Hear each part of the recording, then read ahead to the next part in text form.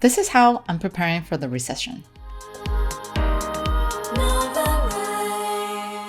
Hello everyone, and welcome back to another episode at NOVARISE Invest, your channel for financial education. So today's episode will be all about how am I preparing for the upcoming recession. Whether we like it or not, it's happening and there's nothing we can do to stop it. However, it is up to us to choose how we want to react to it. And I refuse to partake in all of this drama and all this madness. That's why I educate myself financially. And that's why you're tuning into this channel, to educate yourself financially so that you can protect your money, you can protect your net worth, and not partake in any madness that could be happening in the future. So without further ado, I'm going to go ahead and share with you what I'm doing with my money and how I'm planning to preserve it. And hopefully it will work for you.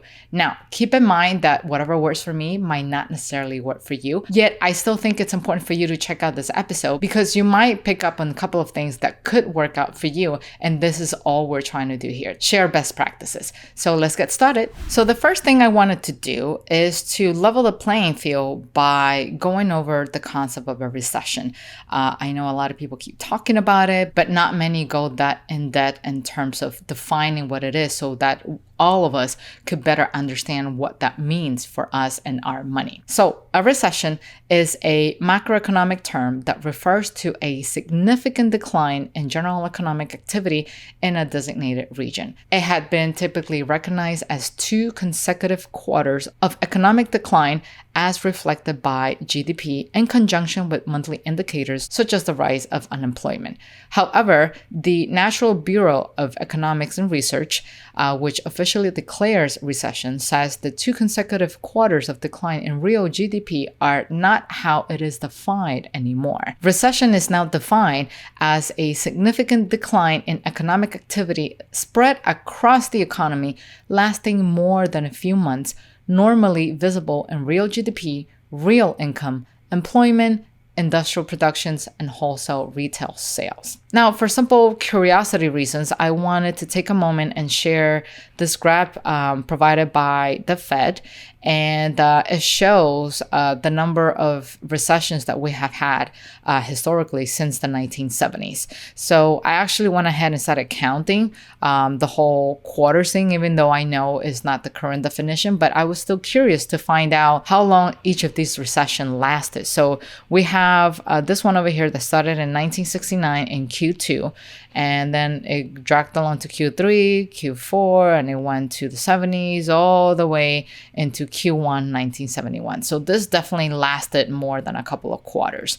Then we have this one that started in Q4 73 and then went all the way to Q1 1975 and yada yada. I mean, I don't need to bore you with all the details, but look at this one over here. This what it seems to be the shortest lived recession, which started in Q1 2020 and it ended in Q3 2020, which it's in a way in line with the stimulus that we've been all receiving thanks to, the government. Now that we got that out of the way, let's just get down to business. How am I preparing for this recession? So I know typically I've been trashing cash because cash in itself really doesn't do anything other than buy things. But if you don't buy the right things, cash will lose its value. And if you bought the wrong thing, those things are going to lose in value. You want to always park your cash with assets. But when a recession comes, things are a little bit different. And one of the things that is the most helpful to have around you or with you in times of recession is cash.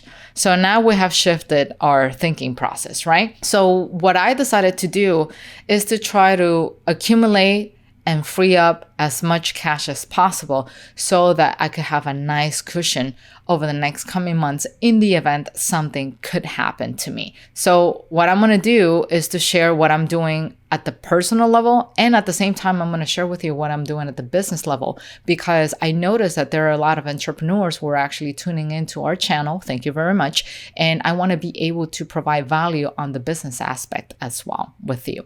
So let's just get started with the personal aspect. So we talked about freeing cash, and depending on your current situation, you can free up cash in different ways. One is to take on special projects so you can make more money. Or like I did, I decided to leverage my existing assets and get access to the cash. So last year, what I decided to do is to look into my real estate, right? I wanted to see how much equity has accumulated over time. And what I decided to do was to pull the equity out of it so that I could pull up some cash and have that cushion available. And I did that through a cash out refi. So now, for those who could be in my position and you have a couple of properties that you have managed to pay down very well and you don't know what to do with it, if you wanted to sell, if you wanted to do something else with it. I decided not to sell because I just didn't see the point of it. So what I decided to do was to do a cash out refi. So if you want to learn more about what a cash out refi can do for you, I invite you to check out this episode on the side after you're done with this one, of course, and learn all about it, right? Now, back to this episode. So we talked about getting as much cash as possible, either by working additional jobs, taking on a special project, or leveraging what you have and pull the equity out of it. So ideally, in bad times, or even under regular circumstances, but especially in bad times, you want to have at least 6 months of cushion, right? And by cushion, I mean 6 months of your expenses cover with your savings. Okay. So now in this case, you really need to set some money aside because you need to prepare for what's about to come. So let's say our fictional character, Chepito Gonzalez, we have Chepito here and he is currently living in New York. And these are Chepito's current expenses. So Chepito is paying $2,000 in rent.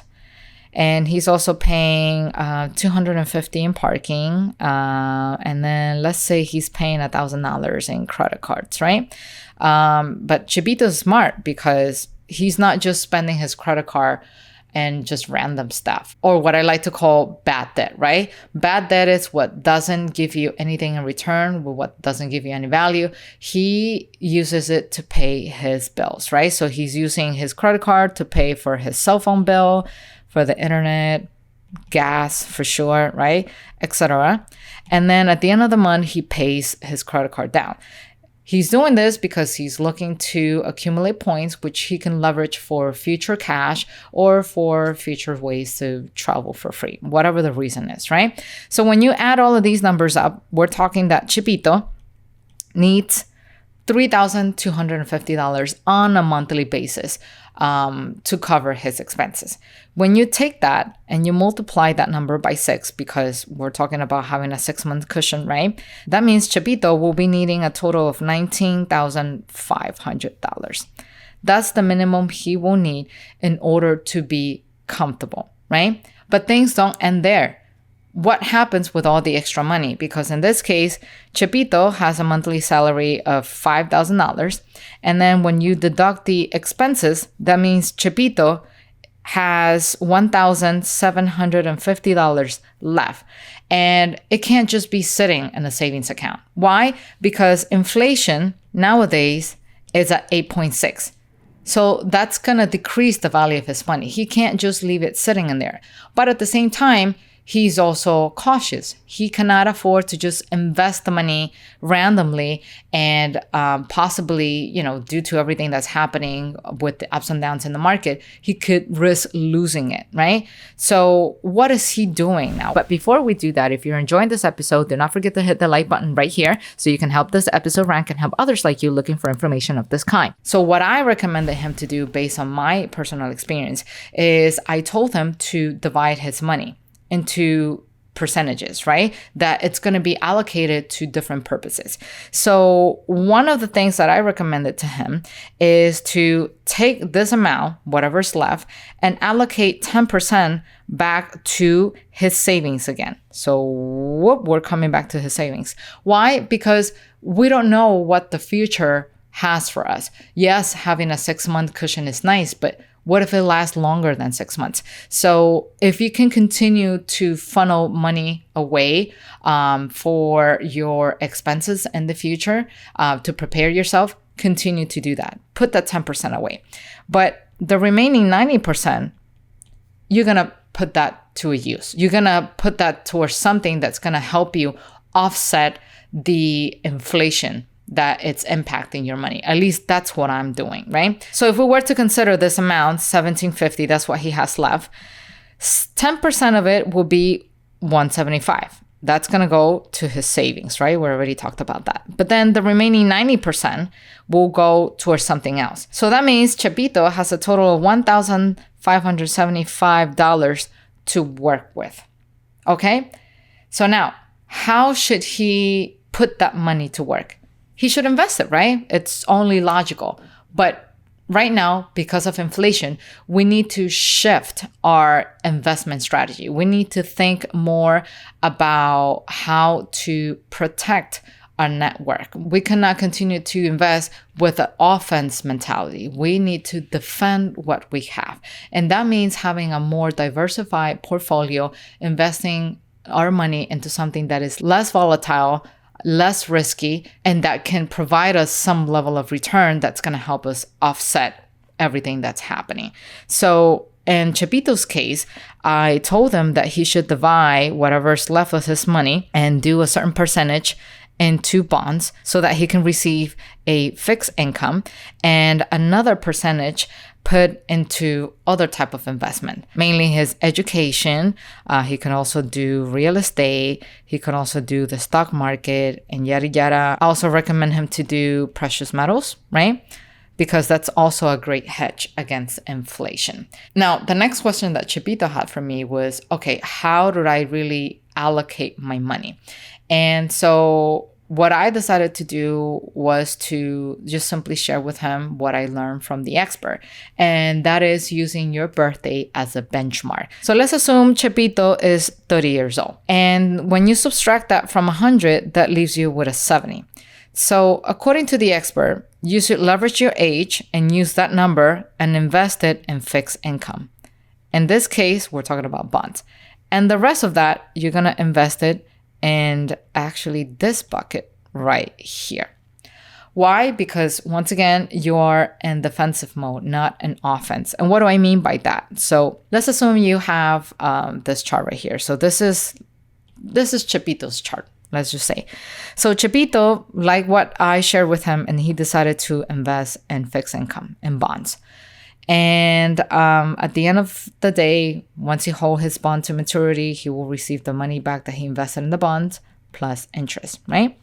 But he also wanted to diversify, and he also invested in the stock market. So he bought things in a dip at a really good deal.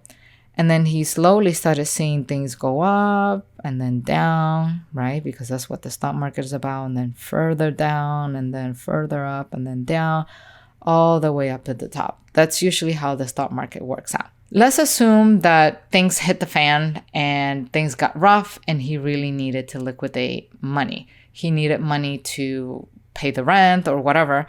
But it turns out that the moment where he needed it was right here. That's really bad timing, because if he chooses to liquidate his portfolio, his stock portfolio, that means he will be selling at a loss.